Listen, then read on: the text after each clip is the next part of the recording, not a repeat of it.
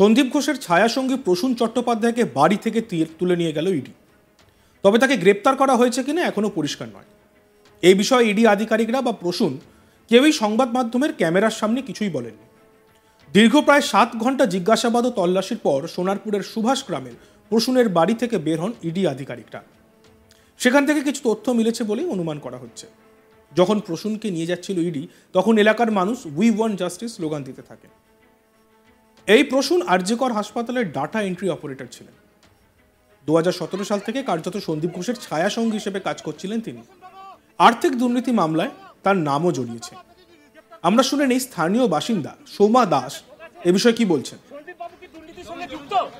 শুধু একটাই যে যদি ও এই কেসের সঙ্গে যুক্ত থাকে তাহলে যেন শাস্তি পায়, এটাই আমাদের জাস্টিস। আপনারা তো প্রতিবেশী, আপনারা এইভাবে যদি বলেন কি করে হবে বলুন, কি বলবেন? আমরা জাস্টিস চাই। আমার ঘরেও মেয়ে আছে, আমার ঘরেও মেয়ে আছে, তাহলে আমার মেয়েটাও তো সুরক্ষিত নয় আজকে। হ্যাঁ, আজকে কি বলবো, পাশেই যদি এরকম থাকে, আমি শুধু এটুকুই জানাতে চেয়েছি। আপনার পাড়াপাড়ি প্রতিবেশী, মনে হয় যে এই প্রসূন চ্যাটার্জি এর সঙ্গে করতে পারে, সবাই করতে পারে, সবাই করতে পারে। কাকে বিশ্বাস করবে? আজকাল কাউকে বিশ্বাস করা যাচ্ছে না, সব করতে পারে। আপনারা কি চাইছেন? আমরা জাস্টিস চাই, পরিষ্কার কথা, জাস্টিস চাই। যদি ওরা অন্যায় করে তাহলে ও শাস্তি পাবে, যদি অন্যায় না করে তাহলে শাস্তি পাবে না। হ্যাঁ, একদম। প্রসূন চ্যাটার্জিকে যখন ইডি আধিকারিকরা নিয়ে যাচ্ছিল তখন আপনি উই ওয়ান্ট জাস্টিস স্লোগান দিচ্ছিলেন। বলুন বলুন, আপনি কি বলতে চাইছেন? হ্যাঁ, তখন এটাই আমাদের স্লোগান। আমরা যদি মেয়েটির যদি মেয়েটির হত্যাকাণ্ডের সঙ্গে যুক্ত থাকে তাহলে ও শাস্তি পাবে, যদি না যুক্ত থাকে তাহলে শাস্তি পাবে না। তাহলে আমরা নিশ্চয়ই কিছু বলবো না। আচ্ছা, আপনারা তো প্রতিবেশী, এনাকে তো ভালো করে চেনেন, যেহেতু আপনাদের একদম কাছেই বাড়ি। না, আমরা চিনি না। কি করে মানুষকে চিনবো বলুন তো? আপনাকেও আমি চিনি না, আমার পাশের বাড়ির লোককেও আমি চিনি না। আপনার কি মনে হয় যুক্ত আছে, নাহলে ইডি এইভাবে নিয়ে যাবে? কি করে বলবো যুক্ত আছে কিনা? সেটা ইডি বলতে পারবে। ওনার সঙ্গে কথা বলে ইডির কি মনে হয়েছে। আমরা জাস্টিস চাই, সেটা ইডি বলতে পারবে। এ বিষয়ে আমাদের প্রতিনিধি প্রসেনজিৎ সাহার একটি প্রতিবেদন আমরা দেখব। বাসিন্দাদের সাথে কথা বলে যে বছর 2.5-3 আগে কার্যত এই বাংলো গড়ে তোলা হয়েছিল এই দক্ষিণ 24 পরগনার ক্যানিং 2 নম্বর ব্লকের অন্তর্গত নারায়ণপুর গ্রাম পঞ্চায়েত এলাকায়। সন্দীপ ঘোষ এবং তার বন্ধু বান্ধব তারা এখানে আসতেন, তার আত্মীয় পরিজন তারাও এখানে আসতেন। সকালবেলা সন্দীপ ঘোষ এবং তার পরিবর্গ বা পরিজনরা তারা এখানে আসতেন এবং সারাদিন এখানে কাটাতেন। এখানে রান্না বান্না হতো, খাওয়া দাওয়া হতো, তারপর সন্ধ্যে নামার ঠিক আগে সন্দীপ ঘোষ বেরিয়ে যেতেন। এলাকার মানুষের দাবি এই যে বাংলো বাড়িটা সেটা 2 বিঘে জমির উপরে তৈরি, কিন্তু এর আশপাশে যে জায়গা আছে সেগুলোও কার্যত সন্দীপ ঘোষের এবং এখানে প্রচুর জমি তিনি কিনে রেখেছেন এবং এই জমি দীর্ঘদিন ধরেই কেনা রয়েছে। বাংলোর জমিটাও দীর্ঘদিন ধরে কেনা ছিল, কিন্তু বছর 3 আগে এই বাংলো তৈরির কাজ শুরু হয় এবং এই বছর 2.5-3 বছর ধরেই এই কার্যত এই বাংলোতে আসা যাওয়া করতেন সন্দীপ ঘোষ।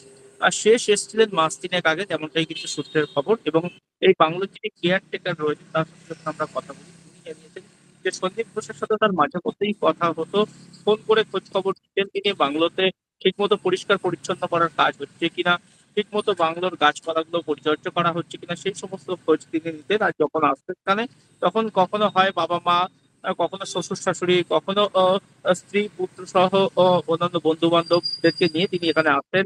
সারাদিন থেকে সময় কাটাতেন, কিন্তু কোনোদিন এখানে রাত কাটাননি। রাত হওয়ার আগেই হয়তো এখান থেকে ফিরে যেতেন। যে জায়গাতে এই বাংলোটা তৈরি হয়েছে সেই জায়গাটা একেবারে সোনারপুর লাগোয়া এলাকা, অর্থাৎ শহর কলকাতা থেকে খুবই কাছে বলা যেতে পারে এবং যাতায়াতের সুবিধা যথেষ্ট পরিমাণে এখানে ছিল এবং সেই কারণেই কার্যত এত বড় জায়গার উপরে এই বিলাসবহুল বাংলো তিনি তৈরি করেছিলেন।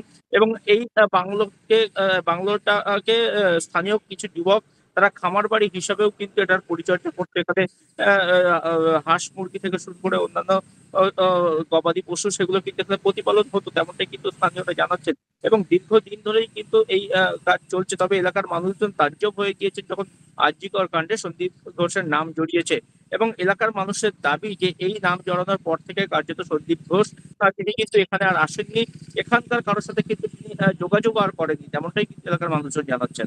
যেটা জানা যাচ্ছে যে সন্দীপ ঘোষের যে বাংলোটা সেটা কার্যত 3 তলা একটি বাংলো, সেটি 2 বিঘা জমির উপরে বাংলোটা তৈরি এবং আশপাশে যে জমি সন্দীপ ঘোষের রয়েছে বলে মনে করা হচ্ছে, তাতে কিন্তু স্থানীয় মানুষজনদের যেমনটা দাবি যে কয়েক কোটি টাকার কিন্তু সম্পত্তি এখানে রয়েছে। তার কারণ যে বাংলোটা তৈরি হয়েছে সেই বাংলোটাই প্রায় 1 কোটি টাকার উপরে দাম হতে পারে, এমনটা কিন্তু তারা মনে করছেন। পাশাপাশি যে জমি এখানে রয়েছে, পাশেই বড় পিচের রাস্তা, যে পিচের রাস্তা থেকে সামান্য পা এগুলি এই বাংলোতে ঢোকা যায়, অর্থাৎ একেবারেই মূল রাস্তার গায়ে হওয়ার কারণে এখানকার জমির দামও কিন্তু যথেষ্ট বেশি। 2 বিঘা জমির উপরে বাংলো তৈরির পাশাপাশি এলাকায় প্রচুর জমি তার নামে কেনা হয়েছে, তেমনটা কিন্তু স্থানীয়রা জানাচ্ছেন। যদিও এই বিষয়ে স্থানীয় পঞ্চায়েতের তরফ থেকে কিন্তু তেমন কিছু জানা যায়নি। পঞ্চায়েতের তরফ থেকে জানা গিয়েছে যে 2 বিঘা জমি কেনা হয়েছিল এবং সন্দীপ ঘোষ এই বাংলো সেই 2 বিঘা জমির উপরেই করেছেন, তেমনটা কিন্তু পঞ্চায়েতের তরফ থেকে জানানো হয়েছে। কিন্তু আশপাশের জমি সন্দীপ ঘোষের নামে কেনা হয়েছে কিনা সে বিষয়ে কিন্তু কোনো তথ্য পঞ্চায়েতের তরফ থেকে পাওয়া যায়নি। এই বাংলো সন্দীপ ঘোষের কিনা সেই বিষয়টি কিন্তু আমরা প্রায় 1 সপ্তাহ আগে জানতে পারি এবং আমাদের স্থানীয় সূত্র মারফত আমরা জানতে পারি যে এখানে একটি বাংলো রয়েছে যেখানে সন্দীপ ঘোষ আসা যাওয়া করতো। কিন্তু সেদিন থেকেই পঞ্চায়েতের কাছে আমরা খোঁজখবর শুরু করেছিলাম যে এই বাংলোটার মালিকানা কার, এই বাংলোটি আদৌ কে থাকেন, কে আসেন, কে যান, এই বাংলোটির ট্যাক্স পঞ্চায়েতে দেওয়া হয় কিনা। সেই সময় কিন্তু পঞ্চায়েতের তরফ থেকে আমাদেরকে মিসগাইড করা হয় এবং বলা হয় যে এই বাংলো সন্দীপ ঘোষের নয়, সন্দীপ ঘোষের কোনো নাম এই বাংলোর সাথে জড়িত নয়, তেমনটা কিন্তু তখন জানিয়ে দেওয়া হয়েছিল। কিন্তু পরে সূত্র মারফত জানা যায় যে এই বাংলোর মালিকানা রয়েছে সন্দীপ ঘোষ এবং তার স্ত্রী সঙ্গীতা ঘোষের নামে এবং বাংলোটির নাম সঙ্গীতা সঞ্জীব ভিলা। এবং এই ভিলাতে সন্দীপ ঘোষ তার পরিবার নিয়ে আসা যাওয়া করতে, এমনটা কিন্তু গত কয়েকদিন ধরেই যখন আমরা এলাকার সাধারণ মানুষজনের সাথে কথা বলছিলাম তখন কিন্তু তারা জানাচ্ছিলেন। ধীরে ধীরে যখন সন্দীপ ঘোষ অ্যারেস্ট হলো তখন কিন্তু সাধারণ মানুষ সন্দীপ ঘোষকে আইডেন্টিফাই করলেন। এই এলাকার যেহেতু প্রত্যন্ত এলাকা, সাধারণ মানুষ তারা এত সমস্ত কিছু জানেন না। তারা কিন্তু সন্দীপ ঘোষকে যখন টিভির পর্দায় দেখলেন যে এই সন্দীপ ঘোষই সেই সন্দীপ ঘোষ যে কিনা এই এলাকাতে আসতেন, তখনই কিন্তু তারা আইডেন্টিফাই করলেন এবং তারা বললেন যে এই সন্দীপ ঘোষেরই বাংলো এটা। এবং সন্দীপ ঘোষের সঙ্গে 2017 সাল থেকে নাকি যোগাযোগ ছিল প্রসূন চট্টোপাধ্যায়।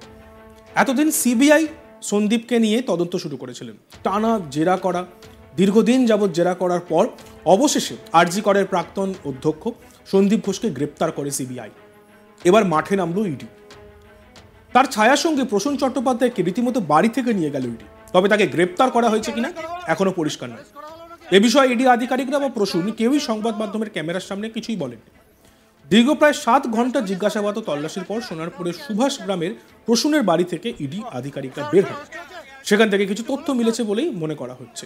যখন প্রসূনকে নিয়ে যাচ্ছিল ইডি তখন এলাকার মানুষ কিন্তু উই ওয়ান্ট জাস্টিস স্লোগান দিতে থাকে। আর এই প্রসূন আরজি কর হাসপাতালের ডেটা এন্ট্রি অপারেটর ছিল। 2017 সাল থেকেই কার্যত সন্দীপ ঘোষের ছায়া সঙ্গী হিসেবে কাজ করছিলেন তিনি।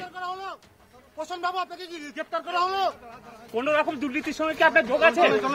সন্দীপ বাবু কি দুর্নীতির সঙ্গে যুক্ত? কতদিন ধরে সন্দীপ বাবু কতদিন ধরে ছিলেন? কি করছিলেন প্রসূন বাবু? দেখতে থাকুন আজ তাক বাংলা, সাবস্ক্রাইব করতে ভুলবেন না।